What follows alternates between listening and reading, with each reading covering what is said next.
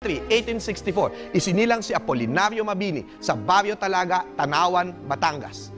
Kilala ng lahat bilang ang dakilang lumpo, ngunit yun lang talagang naalala natin sa kanya, na siya ay lumpo. Ngunit, bakit nga ba dakila at bayani ang lumpong ito? Kailangan matandaan na hindi isinilang na lumpo ang taong ito. Nagmula sa isang pamilya na magsasaka, si Pole ay masasakitin at hindi nahilig sa gawaing bukid. Mas nais makasama ang mga aklat. Kaya naman, sa edad na 6 na taon, nagsimulang mag-aral. Noong 1881, nagtamo ng scholarship upang mag-aral ng high school sa Letran. Sa sipag mag-aral, muli niyang sinusulat ang kanyang mga lecture notes matapos ang klase at nagkaroon ng photographic memory. Nagme-memorya ng isang buong aklat ng geografiya. Nagturo ng Latin para may extra money sa board and lodging. At walang social life si Mabini, ayon kay Dr. Ambeth Ocampo, nag-aral siyang magsayaw. Ngunit dahil walang babaeng dancing partner, silya ang pinampapalit niya sa tuwing nagpa-practice. Binunawan upang maging guro at nang makaipon, tinapos ang pag-aabuga siya sa UST noong 1894. Ngunit hindi na nakapunta ng Europa sa kakulangan ng salapi. Pinatunayan niyang hindi kailangan ang edukasyon sa ibang bansa upang makatulong sa bayan. Naging kalihim ng muling tatag na Liga Filipina ni Rizal ang Cuerpo de Compromisarios at kumalap ng salapi upang suportahan ng La Solidaridad. Dahil sa kanyang talino at kabutihan, nakipag-ugnayan sa kanya ang Katipunan at kinonsulta ni Andres Bonifacio.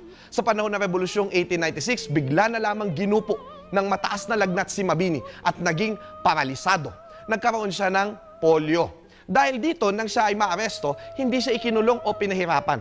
Habang nagpapagaling sa Los Baños sa pangangalaga ni General Paciano Rizal, pinatawag ni General Emilio Aguinaldo at nagkita sa araw mismo ng proklamasyon ng Kasarinlan, June 12, 1898. Hinirang ni Aguinaldo na punong tagapayo at gumawa ng batas para sa kanya.